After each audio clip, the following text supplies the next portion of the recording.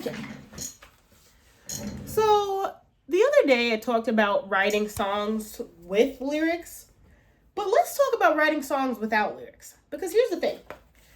Lyrics are just a part of songwriting that people tend to focus on because they want to be songwriters, they want to write poetry. But I want to talk more about what it is like to write songs without lyrics. And it does still apply from the other video, but you can still watch this and learn on how to write songs without lyrics. And when I mean write songs without lyrics, I mean the instrumental, the track.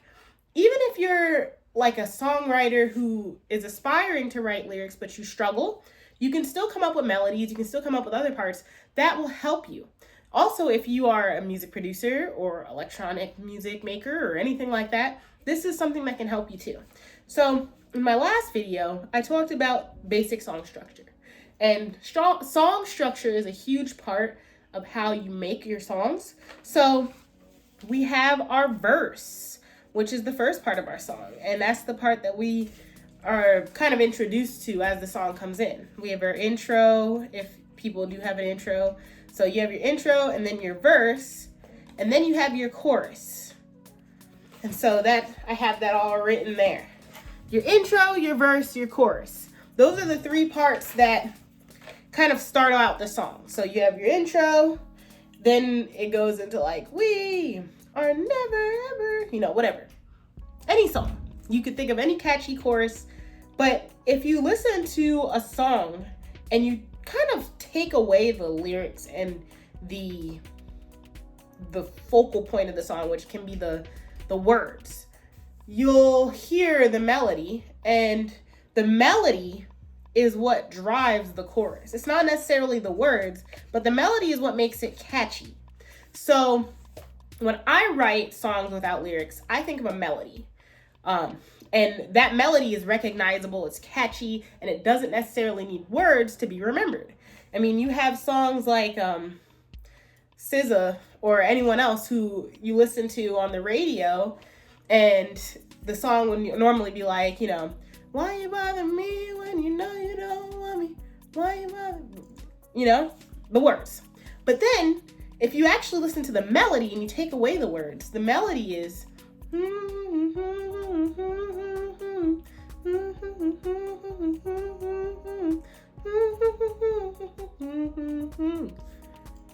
so you can remember a melody if it's catchy, and you don't necessarily need to remember the words. If you can hum the melody, that's typically a pretty good sign. If you are making a song and you're thinking of how the song is going to sound, but you're not necessarily sure about the words yet, if you can remember the melody, that's a good sign.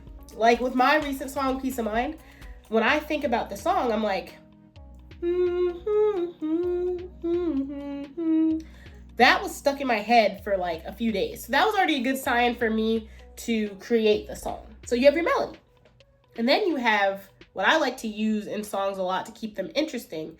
And, when you're writing songs without lyrics, you have to try and keep it kind of interesting to your ear, some song made for you. So just having the melody is nice, and if it's a good start, if it's catchy, but you want to keep your listener engaged, right? You want them to keep thinking of that song. So you want to have different rhythms and different counter melodies and things like that will keep people interested in the track. And when I say a counter melody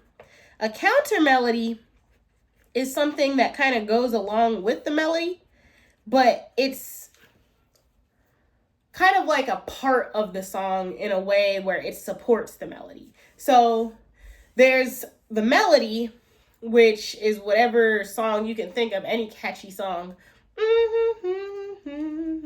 whatever. That's the melody. The counter melody would be like a part that kind of goes along with it, fills in the gaps to the melody, makes it more interesting, and it adds kind of like ear candy to the melody. So if you have your melody and this is your chorus, and you have your melody there as that line, and let's say you have a gap in that line. So you have your little melody, you're humming along, it stops, and then you're humming along still.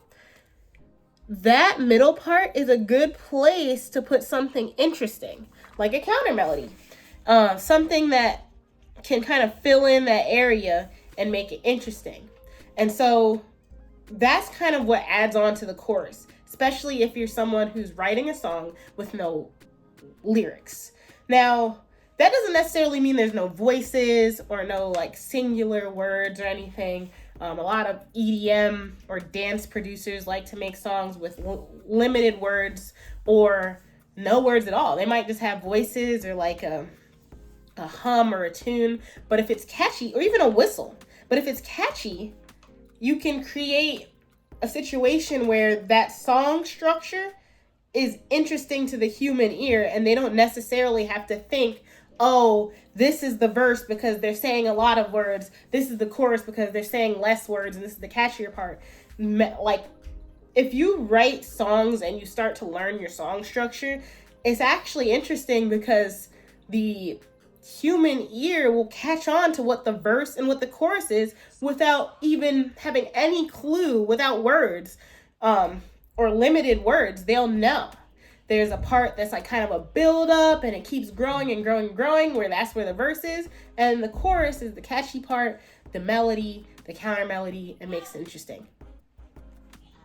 So that's kind of what makes song structure work. That's what makes it interesting, and that makes it appeasing to the ear.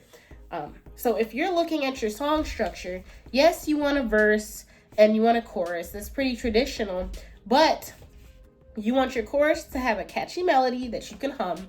You want a counter melody that supports that and makes it interesting. You want to change maybe chords, and chords are basically like a stack of notes that you play throughout the song to create chord progressions. And when we say chord progressions, we're saying that the chords, that stack of notes, progress into something and build into something that leads into the chorus. Because when you're making songs, you want it to kind of progress, go somewhere. That was what makes it interesting for people. That's why there are builds in dance music. That's why there are like drops in dance music, or there's a verse and then it builds into this chorus in pop music or in other kinds of music. That's the part where the song progresses, whether that's lyrically or sonically, and sonically meaning like the music. So when you're writing songs without lyrics, don't be discouraged that people won't listen because there's no words.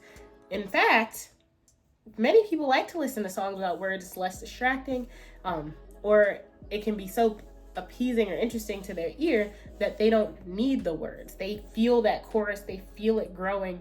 And there are some artists that you can kind of look at that do that well. That's one thing to think of when you are making songs. And if this helped you in any way, that's awesome. I am super happy to share about music. And if you want to hear more about some how-tos on music and making music, then I am totally down to do that. But until then, I'll see you tomorrow.